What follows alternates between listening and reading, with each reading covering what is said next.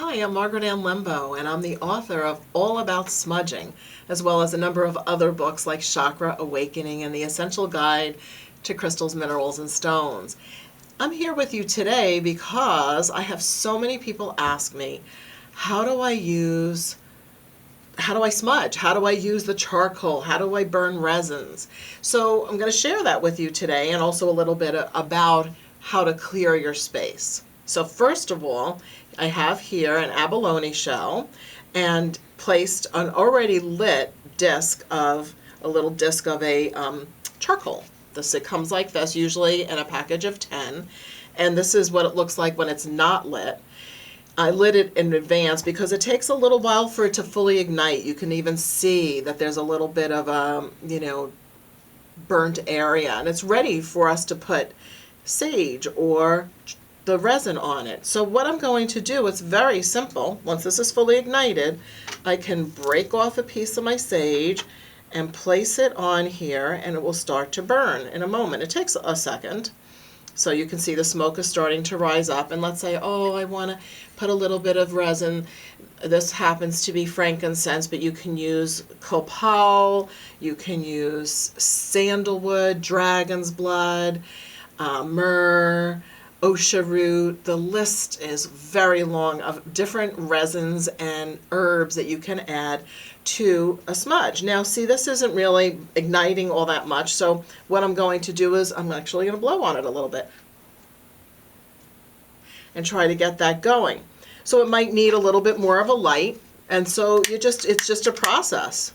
So this needs to be lit a little bit more, and one of the things that I've learned is that charcoal will absorb the humidity, and I'm here in South Florida at the Crystal Garden, and it's humid in South Florida. We're in the tropics. So there it goes. It's starting to get going now. So then what you do is notice that I have this on a little basket, and this is my way of making sure that the heat from the abalone shell isn't going to burn the surface where I have this, placed. When you walk around with this to clear your space, I advise you to either hold this by the very edges and maybe have a pot holder of some kind, something to protect your hands. I walk around with it in this actual bowl itself, this beautiful basket. And that way it also, none of the excess ashes go flying, it gets captured within, and it keeps you safe while you smudge. Well, smudging is letting go of what is no longer for your highest good. So if you've had an area in your home where you're seeing recurring arguments or disagreements or challenges, that would be the place where you'd want to smudge the most. And with the intention that you're releasing anything that's no longer for your highest good, anything that is no longer good for you is cleared from your space. And it's very important then to make it your intention that you're replacing that space with love and well-being. So now it's getting smoky, right? We're starting to really see the smoke arise. I like to go from corner to corner to corner to corner of a room so that all four corners definitely get the smoke into that area. And I often use either a feather fan or even my hand just to push the smoke in that area. And that's forming an intention that that space is going to be cleared. It is really, really important. I'm going to say this again. I know I said it already, that you're replacing the space with love and well-being. So you clear away negativity, replace it with love and well-being. Perhaps a prayer that you like or love, you can utilize at that time. Now, we have various types of sages. This is a wide leaf white sage, and they come in various sizes. You can find them on our web store, thecrystalgarden.com. And then there's, I don't have any here right now, but there's also the narrow leaf sage, which is high desert sage, and there's a wide variety, really a lot of different kinds.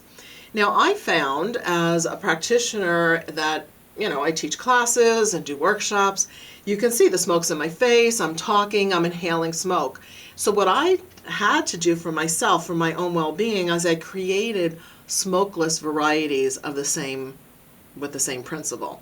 Smudge and Spray has become a #1 bestseller, actually worldwide, I'm happy to say. And you can use it anywhere that you can't burn smoke. Well, that you can't have a smoky environment. So you can use it on an airplane. It's in a 2-ounce bottle. You can use it in a hotel room, in your office, in a classroom, in a hospital. And people do and have had very good results to clear the negativity and replace with love and well-being. It has 5 medical grade essential oils, a couple of different proprietary secret ingredients, and holy waters and sacred site essences from around the world. Another smudging alternative for liquid version is Palo Santo. Very high quality, beautiful scent, and is very, very effective. And then if you just want sage and cedar, which many people do, just sage and cedar is also available in a liquid form. And you would do it the same way, where you go from corner to corner, walk around your home, spritz, spritz, spritz, spritz, holding the intention of what it is that you want to achieve, clearing away negativity, and only goodness and love is allowed in your sacred space. That sums it up. If you want to read a little bit more about it, I highly recommend my own book, which is called All About Smudging. It's an ebook. You can find it anywhere ebooks can be found. So thanks for watching. This is Margaret Ann Lembo, Through the Smoke at the Crystal Garden. Thanks for watching. Bye-bye.